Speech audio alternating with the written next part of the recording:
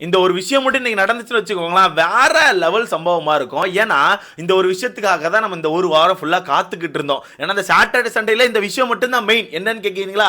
எவிக்ஷனை தான் சொல்றேன். ஆக்சுவலா இந்த வாரத்தை பொறுத்தவரைக்கும் டபுள் எவிக்ஷன் இருக்கும்னு சொல்லிட்டு இருந்தாங்க. நான் கூட சொல்லிட்டே இருந்தேன், ப்ரோ வீட்டுக்குள்ள 20 பேர் இருக்காங்க, ஸோ ஒயில்ட் கார்டை வேற கொண்டு வர வேண்டியிருக்கு, அதனால டபுள் எவிக்ஷன் கண்டிப்பா வைப்பாங்கன்னு சொல்லி பேசிட்டு இருந்தேன். பட் இப்போ அந்த டபுள் எவிக்ஷன்ல சில பல குழப்படிகள் வந்ததா சொல்லிட்டு இருக்காங்க. டபுள் எவிக்ஷன் இருக்கிறதுக்கான வாய்ப்புகள் ரொம்ப கம்மி, சொல்ல போனா இல்லைன்னு சொல்லி வச்சுக்கலாம். ஸோ வாய்ப்புகள் இல்லைன்னு சொல்லிட்டு இருக்காங்க. மேபி ஒரே எவிக்ஷன் தான் இருக்கும்னு சொல்லிட்டு இருக்காங்க. என்ன ப்ரோ மேபி அப்படிங்கறன்னு கேட்டீங்கன்னா, ஆமா ப்ரோ இது ஆக்சுவலா அந்த சிங்கிள் எவிக்ஷனுமே ஷூட் வந்து கொஞ்சம் தூரம் போனதுக்கு அப்புறம் தான் தெரியும்னு சொல்லிட்டு இருக்காங்க. இன்னும் ப்ராப்பரா முடிவு பண்ணல போல. ஏன்னா நந்தினி அவர்கள் நேத்து எவிக்ட் ஆயிருக்காங்கல்ல, ஸோ அதனால இந்த வீட்டுக்குள்ள வந்து எவிக்ஷன் வைக்க வேண்டாம் அப்படின்ற மாதிரி ஒரு விஷயங்களை கொண்டு வந்துட்டு இருக்காங்க. எவிக்ஷன் வைக்கலன்னா நல்லா இருக்காது அப்படிங்கிறது என்னோட கருத்து. கண்டிப்பா அது உங்களோட கருத்தாக இருக்கும். பட் எவிக்ஷன் இருந்துச்சுன்னா பிரவீன் காந்தி அவர்கள் எவிக்ட் அப்படிங்கிறது தெரிஞ்சு போச்சு. என்ன ப்ரோ சொல்ற? அப்ப நம்ம அண்ணன் ராஜீவ் காந்தி பிரவீன் காந்தி அவுட்டான்னு கேட்டீங்கன்னா, எஸ் பிரவீன் காந்தி அவுட். அப்படியே गाइस சின்ன உதவி, மறக்காம இந்த வீடியோ லைக் பண்ணி சேனலை சப்ஸ்கிரைப் பண்ணி எனக்கு கொஞ்சம் உதவியா இருக்கும், பார்த்து பண்ணி விடுங்க. ஏன்னா ஓட்டு அடிப்படையில் பார்த்தாலே பிரவீன் காந்திட்ட ஓட்டு இல்ல. அது மட்டும் இல்லாம கண்டென்ட் அடிப்படையில் பார்த்தாலுமே அவர் வந்து அப்பப்போ பேசுறாரு, பட் ஒரு சில நேரம் சுத்தமா பேச மாட்டேங்காரு. பட் அந்த அப்பப்போ பேசுறாருல, அந்த அப்பப்போ பேசுற கண்டென்ட்டுமே கொஞ்சம் டிஃபரெண்டா இருக்குது. ஒன்று ஏதாச்சும் பொண்ணுங்கிட்ட போய் உட்காந்து லவ் கண்டென்ட் பண்ணலாமான்னு பேசுறாரு, இல்ல பேசுற வார்த்தைகள் வந்து ரொம்ப ஒரு டிஃபரெண்டா போயிருது. கோவப்படுறாரு, அந்த மனுஷன் உண்மையாவே கோவப்படுறாரு, நிறைய வார்த்தைகள் டக்குன்னு வருதுன்னு நினைக்கிறேன், கட்டுப்படுத்துறாரு. ஸோ அந்த வகையில் எனக்கு தெரிஞ்சு பிரவீன் காந்தி இதுக்கப்புறம் தொடர்ந்து அந்த வீட்டுக்குள்ள இருந்தாருன்னா கேஸ் வாங்கிடுவாரு, கண்டிப்பா கேஸ் வாங்கிடுவாரு. ஏன்னா வீட்டுக்குள்ள விஜய பார்வதினு ஒருத்தர் இருக்காங்களே, எப்பா எப்பா எப்பா எப்பா இது இதை விட ஒரு மோசமான ஒப்பாரி வைக்கிற ஆளை நான் பார்த்ததே இல்லை ப்ரோ. 24 அவங்க தான் மெயின் கேரக்டர் நினைச்சிட்டு இந்த வீட்டுக்கு ஒப்பாரி வச்சுக்கிட்டே இருக்காங்க. ஒப்பாரி ஒப்பாரி ஒப்பாரி. இதே இவங்களை பத்தி யாருமே கண்ணாடி போடலையா முதுகொலிக்க அந்த மாதிரிலாம் கேட்டக்கூடாது. ஆனால் இவங்க அடுத்த ஆளை பத்தி மார்க் பண்ணுவாங்க, கிண்டல் பண்ணுவாங்க, கேலி பண்ணுவாங்க, நிக் நேம் வைப்பாங்க, என்ன வேணா பண்ணுவாங்க. நாக பாம்பும்பாங்க, சார பாம்புங்காங்க, என்ன இளவ வேணா பண்ணுவாங்க. ஆனா இவங்களுக்கு ஆப்போசிட்டா யாரா பண்ணிட்டா அவங்க வந்து கொலை குற்றவாளி, பெரிய டெரரிஸ்ட் மாதிரி இவங்க ட்ரீட் பண்ணி கத்தி உருண்டு சண்டையை போட்டு பிறண்டு பெரிய பிரச்சனையா உண்டு பண்ணிடுவாங்க. இன்னைக்கு காலையிலாம் லைவை பார்க்க முடியல. சாட்டர்டே லைவ் ப்ரோ, சாட்டர்டே லைவை பொறுத்தவரைக்கும் வீட்டுக்குள்ள நார்மலாக எல்லாரும் உட்காந்து பேசிட்டு இருப்பாங்க, சாப்பிட்டுட்டு இருப்பாங்க, அவன் அங்கங்க படுத்து தூங்கிட்டு இருப்பான். பட் இந்த சாட்டர்டே சண்டே எபிசோட்லையும் நீங்க நல்லா கவனிச்சுன்னா உள்ள லைவ்ல நம்ம பார்வோம் தண்ணி பழமும் உட்காந்து அழுதுகிட்டே இருக்காங்க. யார்? துஷாரை வச்சு அழுதுட்டு இருக்காங்க. அதை நான் அடுத்த வீடியோ போடுறேன். ஏன்னா தண்ணி பழமும் கொஞ்சம் எல்லை கடந்து போயிட்டு இருக்காப்ல. எல்லாத்துக்கும் காரணம் யாரு? நீங்க தானே. 1.5 லட்சம் ஓட்டுகள் தண்ணி பழத்துக்கு, 1.5 லட்சம் ஓட்டுகள், 1,56,000 ஓட்டுகள் எடுத்து கையில கொடுத்து வச்சிருக்கீங்க. அப்ப தண்ணி பழம் என்ன பண்ணுவாப்ல? அது மட்டும் இல்லாம இன்னைக்கான எபிசோட்ல பயங்கரமான கைத்தட்டல், பயங்கரமான விசில் சத்தங்கள், அவருக்கு பயங்கரமான பாராட்டுகள் அப்படின்னு மாதிரிலாம் சொல்லிட்டு இருக்காங்க. இது எங்க போய் முடிய போகுதுன்னு எனக்கு தெரியல. சரி ஓகே, ஓட்டின் அடிப்படையில் பார்க்க போனா பிரவீன் காந்தி தான் வெளியே போனோம்.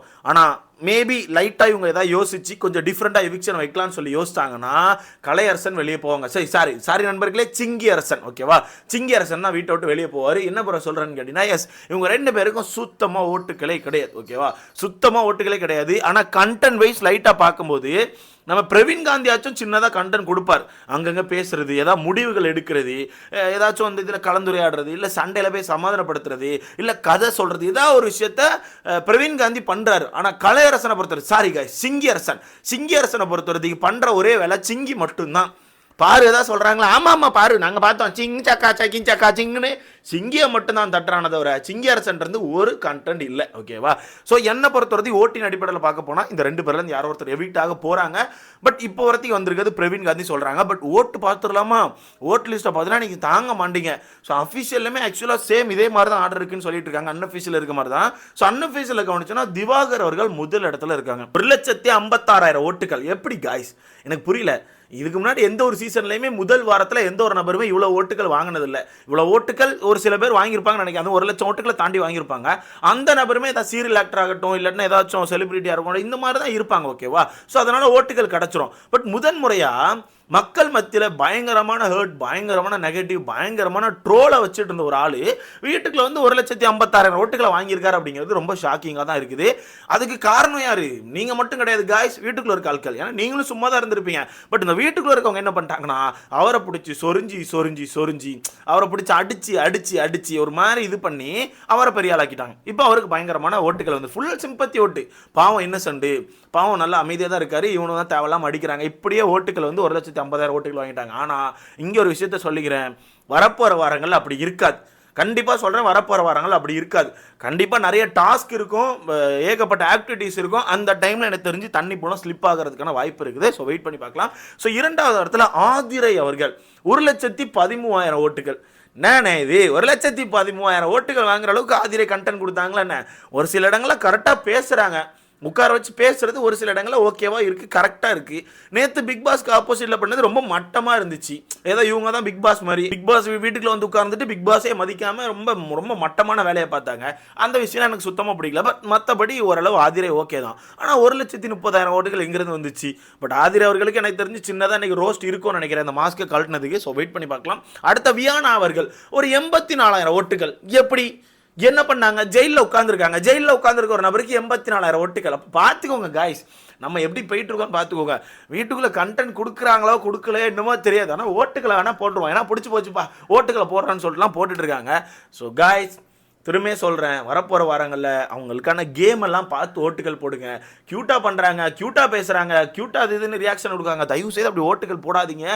மண்ணா பேரம் பிக் பாஸ், தயவுசெய்து சொன்னால் புரிஞ்சுக்கோங்க. இப்போ நீங்கள் இது கேட்டால் சௌந்தர்யா கூட எடுத்துகிட்டு வருவீங்க, கண்டிப்பாக எடுத்துகிட்டு வருவீங்க. ஒரு சில பேர் உங்களுக்கு சொல்லிக்கிறேன் ப்ரோ, சௌந்தர்யா 24x7 ஏதாவது ஒன்று பண்ணிக்கிட்டே இருந்தாங்க. நீ 24x7 ஓப்பன் பண்ணால் கண்டிப்பாக அங்கே சௌந்தர்யா இருப்பாங்க. பட் வியானாவை நீ பார்த்தியா? இந்த வாரம் ஃபுல்லாக வியானாவை பார்த்துருக்கவே மாட்டேன். ஏன்னா அவங்க எங்கே இருந்தாங்கன்னு எனக்கே தெரியாது. ஸோ அப்படி தான் இருக்காங்க. அதனால் பார்த்து ஓட்டுகளை போடுங்க. ஸோ அடுத்ததாக பார்த்தீங்கன்னா 4வது இடத்துல பிரவீன் ராஜ் அவர்கள் இருக்காப்புல, ஒரு 46,000 ஓட்டுகள் வாங்கியிருக்காப்புல. பிரவீன் ராஜ் எனக்கு தெரிஞ்சுங்க. அவர் நான் ஒரு டைம் யோசிக்கும் போது நல்லா கண்டென்ட் கொடுப்பாருன்னு பார்க்கேன், இன்னொரு டைம் பார்த்தா மிச்சர் மாதிரி இருக்காரு, இன்னொரு டைம் பார்த்தா ஏதோ பேசுறாரு, இன்னொரு டைம் பார்த்தா அந்தால காணாமல் போயிடுறாரு. ஸோ பிரவீன் ராஜா புரிஞ்சிக்கவே முடியல. பட் என்னோட விஷயம் என்னன்னா, வரப்போகிற வாரங்களில் இறங்கி விளையாடணும், சண்டை போடணும், கத்தணும், பெறலணும், உருளணும், அதெல்லாம் பண்ணாதான் நல்லா இருக்கும். ஸோ வெயிட் பண்ணி பார்க்கலாம்.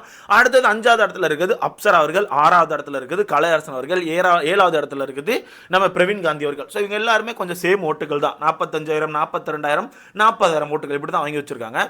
ஸோ இதுலேருந்து என்ன பொறுத்த வரைக்கும் சிங்கி அரசனை வெளியே தூக்குனா நல்லா இருக்கும்னு எனக்கு தோணுது. ஏன்னா நேற்று நம்ம நந்தினி அக்கா வேற ஒன்று சொல்லிட்டு போயிருக்காங்க, அவன் சக்தியாக இருக்கான், புரிஞ்சுக்கோங்க, அவன் தான் ஜெயிப்பான்னு சொல்லிட்டு பயங்கரமாக சொல்லிட்டு போயிருக்காங்க. ஸோ கலையரசனை இப்போவே தூக்கியிருக்கேன். எனக்கு ரொம்ப பயமாக இருக்குது. அவன் இந்த வீட்டுக்குள்ள நீங்கள்லாம் தூங்கின பிறகு ஏதோ பண்ணுறான்னு நினைக்கிறேன். காய்ஸ் புரிஞ்சுக்கோங்க, அவன் இப்படியே பண்ணி வாரம் யாரையா ஒருத்தரை வீக் பண்ணிடுவான்னு நினைக்கிறேன். இப்போவே தூக்கி வெளியே போட்டிங்கன்னா நல்லாயிருக்கும். இல்லை வெளியே உள்ள மக்களும் பாவம். ஸோ சிங்கி அரசனை வெளியே தூக்கலாம் நல்லதுன்னு நான் நினைக்கிறேன் guys. என்னோட பர்சனல் ஒப்பீனியன், சிங்கி அரசனை தூக்கலாம், காந்தியும் தூக்கலாம். பட் பிரவீன் காந்தி அவர்கள் தான் கண்டிப்பாக தூக்குவாங்கன்னு நினைக்கிறேன். பார்க்கலாம் எப்படி போகுதுன்னு சொல்லி வெயிட் பண்ணி பார்க்கலாம். நீங்கள் சொல்லுங்கள் ப்ரோ, இந்த 7 பேரில் ஒரு நபர் தான் எவிக்ஷன் இருக்கும்னு சொல்லிட்டு எனக்கு தோணுது. ஸோ ஒரு நபர் எவிக்ட் பண்ணுறதா இருந்தால் எந்த ஒரு நபரை எவிக்ட் பண்ணால் கரெக்டாக இருக்கும், டிசர்விங்காக இருப்பாங்க, அதாவது வெளியே வர்றதுக்கு டிசர்விங்காக இருப்பாங்கன்னு சொல்லிட்டு உங்களுக்கான கருத்தை மறக்காம கமெண்ட்ல போடுங்க. ஸோ வீடியோ லைக் பண்ணி சேனலை சப்ஸ்கிரைப் பண்ணி எனக்கு கொஞ்சம் உதவியாக இருக்கும். ஸோ தட்டி விடுங்க. பட் ஒன்று ப்ரோ, திவாகர் வந்து பயங்கரமான ஒரு பீக்கில் இருக்காரு.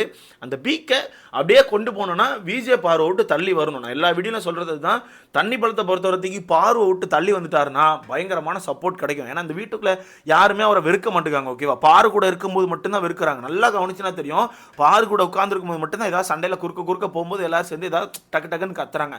இதே அவர் பாரு கூட இல்லைன்னா அவர் பேசுகிற விதமே டிஃப்ரெண்டாக இருக்குது. இல்லைடா, சண்டை போடாங்கடா, ஒன்றும் இல்லைடா, விடுங்கடா, வாங்கடா, ஃபன் பண்ணலாம்டா அப்படின்னு சொல்லிட்டு அவர் ஃபன் தான் பண்ணிட்டு இருக்காரு. ஆனால் பாரு கூட இருந்தாருன்னா அங்கே வார்த்தைகளை கடத்துறது அது இதுன்னு சொல்லிட்டு எல்லா விஷயத்தையும் பண்ணிடுறாரு. ஓகேவா, ஸோ என்னோட விருப்பம், அவர் பார்வை விட்டு தள்ளி வரணும், இல்லை இந்த பார்வை தூக்கி வெளியே போடணும். ஏன்னா இப்போ ரொம்ப கன்றாவியாக பண்ணிட்டு இருக்காங்க வீட்டுக்குள்ளே பல விஷயங்கள். போக அடிக்கலாம் காய்ஸ், ஒன்றும் பிரச்சனை இல்லை. அடுக்கா என்ன அக்கா வீட்டுக்குள்ளே தான் இருக்காங்க, இந்த வாரம் ஃபுல்லாக வச்சு செய்யலாம். ஸோ இதை பற்றி உங்களுக்கான கருத்துன்னு சொல்லிட்டு மறக்காம கமெண்ட்ல போடுங்க. வீடியோ லைக் பண்ணி சேனல் சப்ஸ்கிரைப் பண்ணிக்கோங்க.